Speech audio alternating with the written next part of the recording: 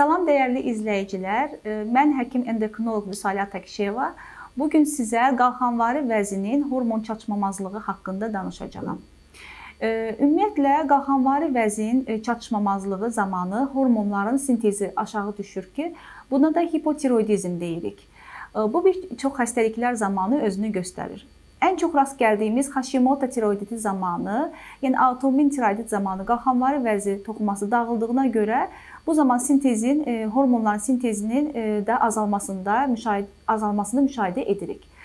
Bundan başqa qalxanvari vəzin hər hansı bir səbəbdən onun hissəvi və tam çıxarılması nəticəsində də bu xəstəlik yarana bilər. Boyun nahiyəsinin radiasiyaya məruz qalması zamanı, radioaktiv yodla müalicə zamanı, zəhərli zobun müalicəsində istifadə etdiyimiz preparatlar da qalxanvari vəzinin dağılmasına gətirib çıxarda bilər. Vəzin andan gəlmə və hissəvi və tam inkişaf qüsuru da olarsa, bu zaman sintezdə problem yarana bilər.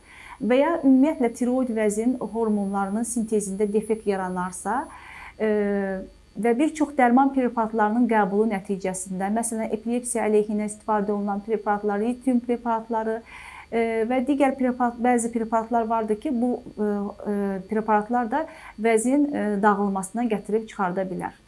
Və əgər qalxanvari vəzi hormon çatışmamazlığı zamanı hansı şikayətlərlə özünü göstərir, bu haqda danışmaq istəyirəm.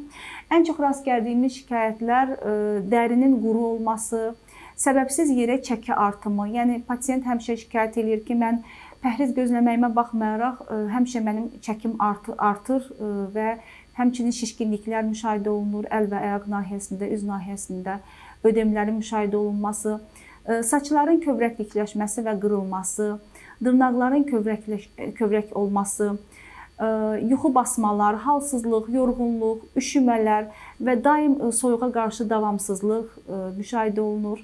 Qadınlarda adət düzənsizliyi, spontan qanaxmalar, hamilə qala bilməmə və həmçinin cinsi istəyin aşağı düşməsi müşahidə oluna bilər.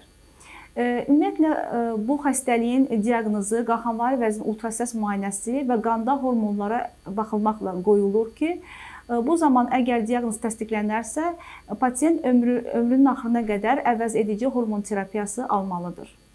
Əgər sizdə də bu şikayətlər varsa, mütləq həkim endokrinoloqa müraciət edin.